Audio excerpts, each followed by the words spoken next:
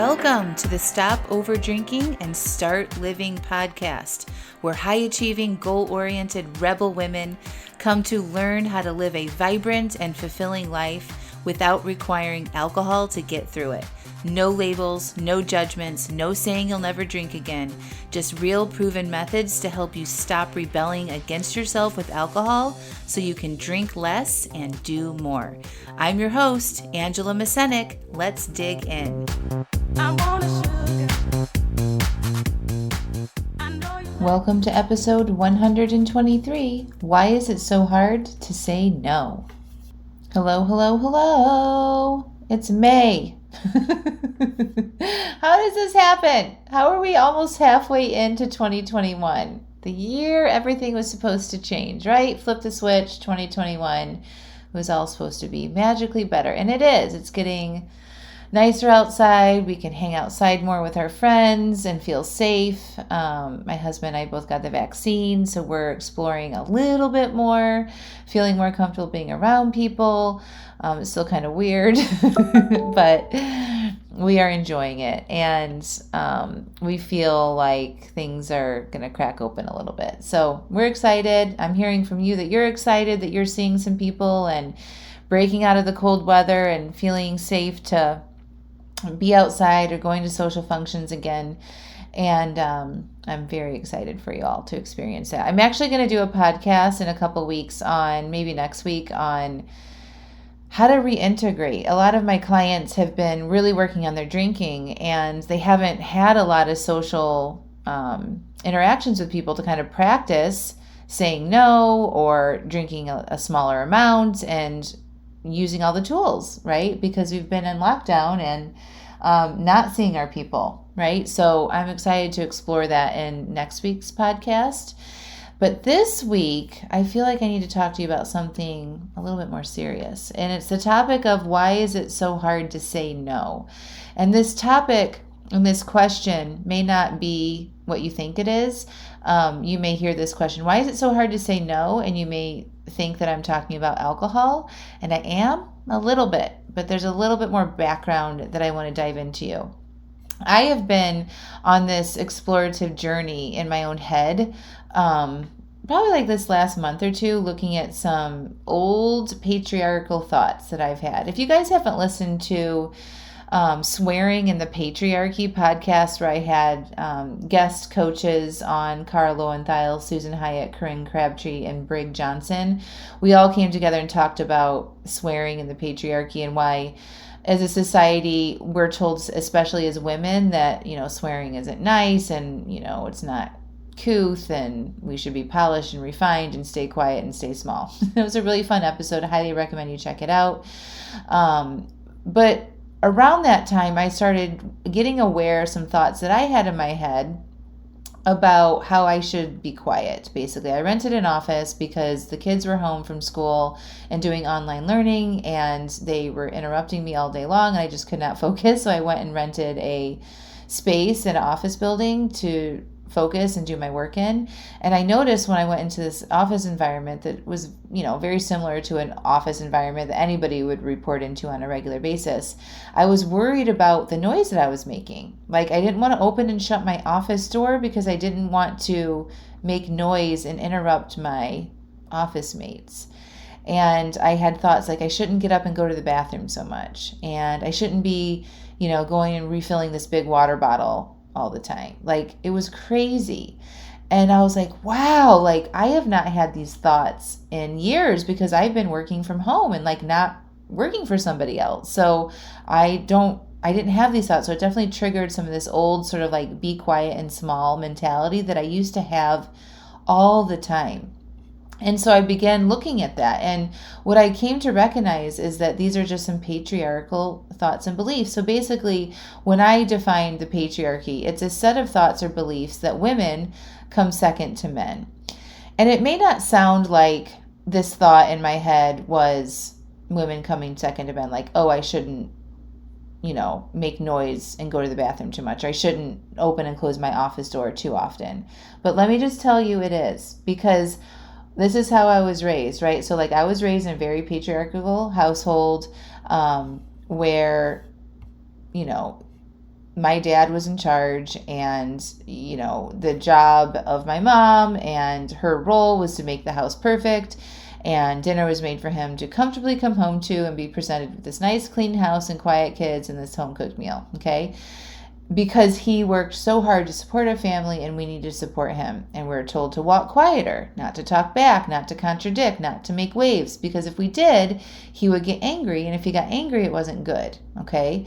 And not only was this how I grew up, but it's what society has shown me how women should be in the world. Okay. So basically, like, I grew up thinking that if I made too much noise, I would get in trouble. Okay? And so when you are a kid, you adapt those beliefs and you bring those thoughts with you into your adulthood, right? And unless you're really aware of them, you just sometimes feel frustrated or you feel pissed off at the end of the day. You're not really sure why, right?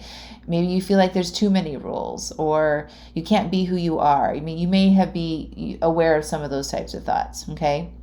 But another instance that I had in my last job, before I quit that job and became a life coach, I worked for a company and they hired, literally in quotes, a white-haired man to come in and be a figurehead at the table, okay?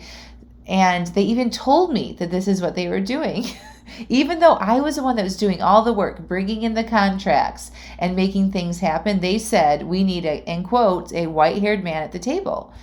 And so all of this messaging, and that was one instance of many in the workplace and in my childhood, and all of the different ways that I've been in society where men have been the focus of, right, like making sure that their priorities are met first, right?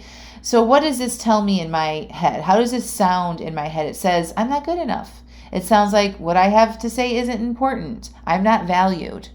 Be quiet, stay small. Okay, so this is sort of like what this is telling me inside my own head. And so then I hold back and I don't go in and I don't ask for that raise, or I don't go to the freaking bathroom as often as I need to.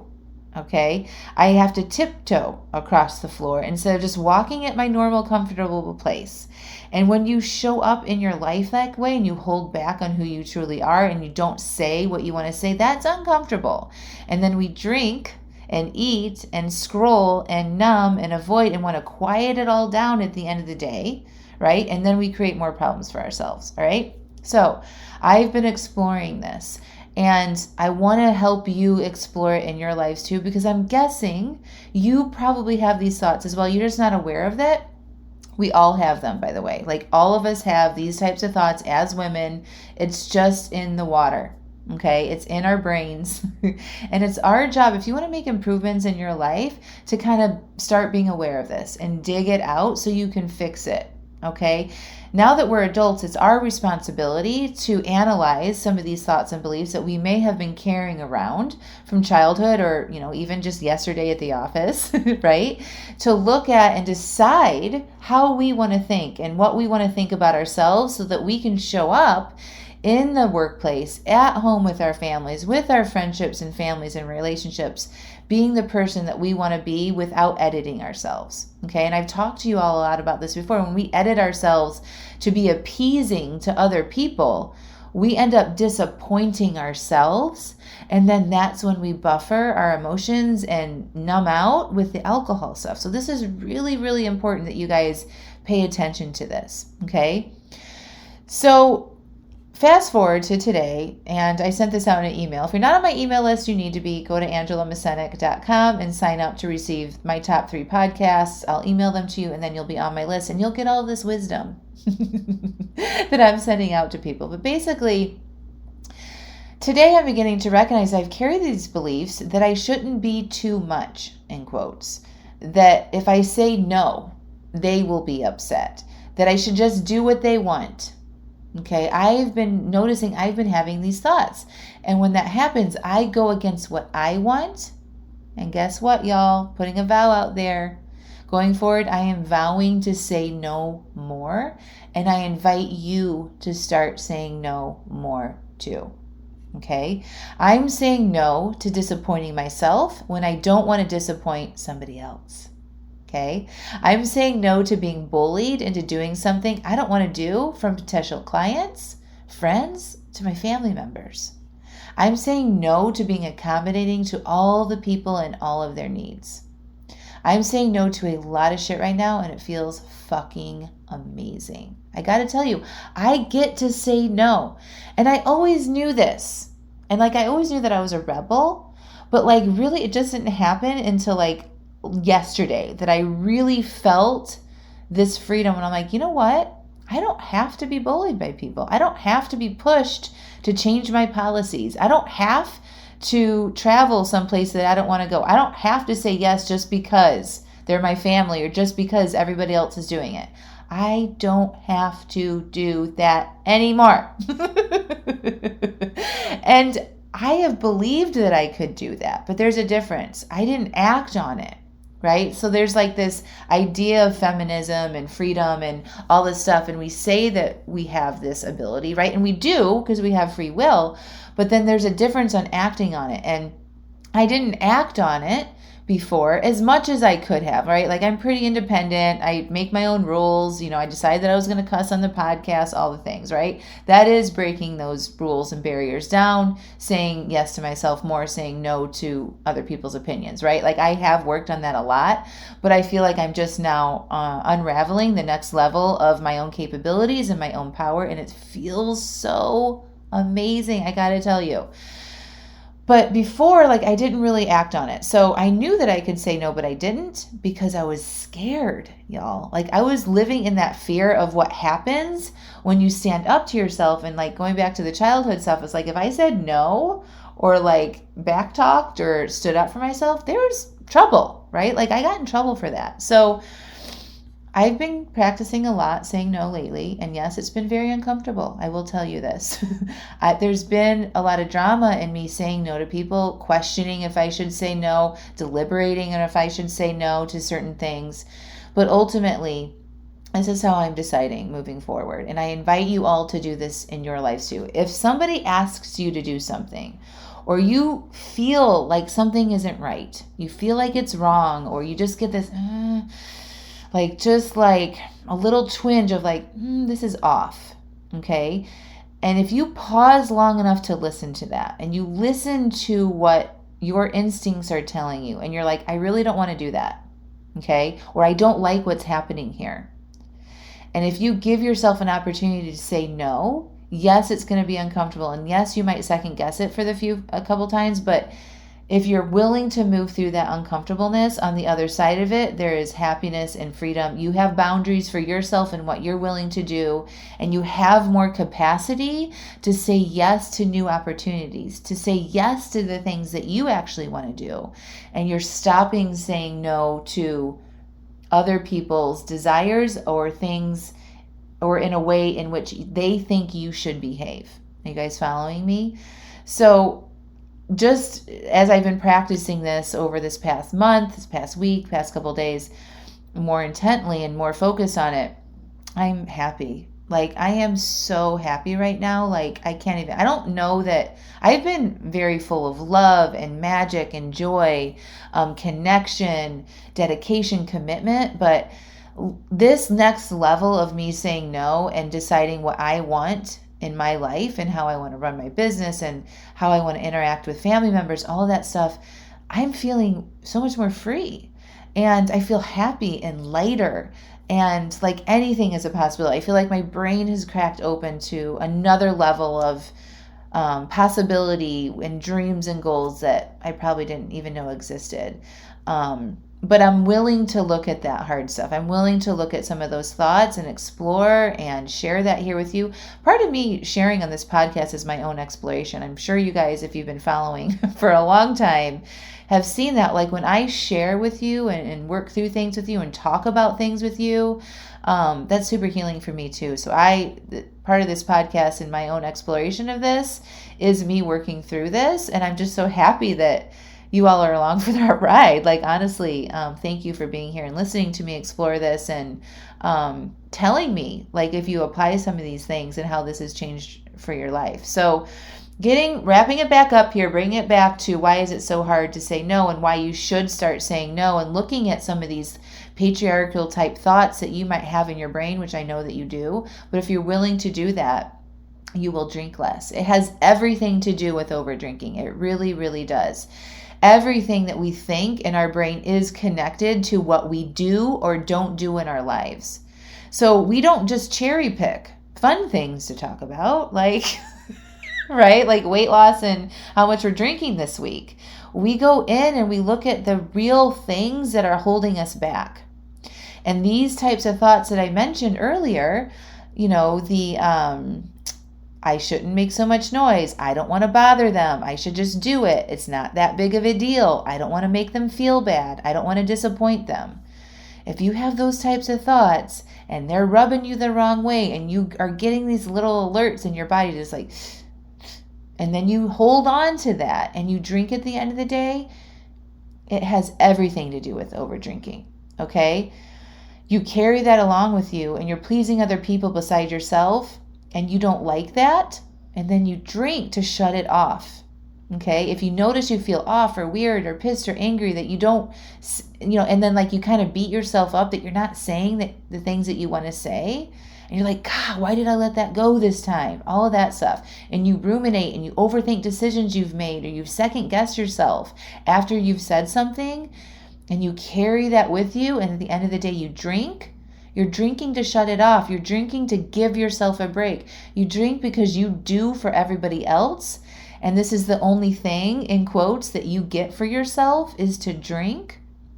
Learning how to say no and speaking your truth and having boundaries for yourself is an art, and it takes practice and awareness and the willingness to feel uncomfortable on purpose. Okay? But listen, if you're willing to do that, your mind and your energy will crack open and you will feel unstoppable, and you will actually get to experience what it is like to have a choice to do what you want to do, and then you will do it, and then you won't need to drink at the end of the day to shut it off. And then you're going to start living the life that you want to live on your terms, and you will ask yourself what you want first. And it's magical, and it's fun, and it's happy, and it's fulfilling, and everybody else gets that of you instead of the pissed off, held back, small version of yourself, okay, that you're numbing from. And I want to help you do that, okay? I really, really want to help you do that, because it's the most important work that you will ever do. If you have daughters or anybody around you, learning how to unravel this stuff and showing up for yourself is the path to stopping over drinking and start living. Okay, we're going to get to the root of why you are drinking, and we're going to fix it. And it starts with saying no to that extra glass of wine, and it builds to saying no to other things you actually don't want to do, and you start doing the things you want to do, my friends. It's a beautiful process. So if you want to do that with me, you want to explore what that process looks like, I would invite you to click the link in the show notes to the Stop Over Drinking and Start Living site, where I walk you through exactly what we do inside my 6-month coaching program. It's women only, small group, intimate group of amazing, hardworking, dedicated women wanting to solve this issue. And we have fun, and we learn things about ourselves, we improve our relationships, and so much more. So I highly, highly suggest you get your application link or your application in and apply to join me. I will review your application as soon as it comes in, and then we'll reach out to schedule a call, just you and me, and we'll talk about it. And then we'll get you started. All right, my friends, I'm super excited for you to maybe re-listen to this podcast a couple times, start identifying some of those old thoughts that you have that you need to show up for other people in a way that you really don't want to be showing up. So I hope you all have a good week. Enjoy that sunshine. We'll talk to you soon. Bye for now.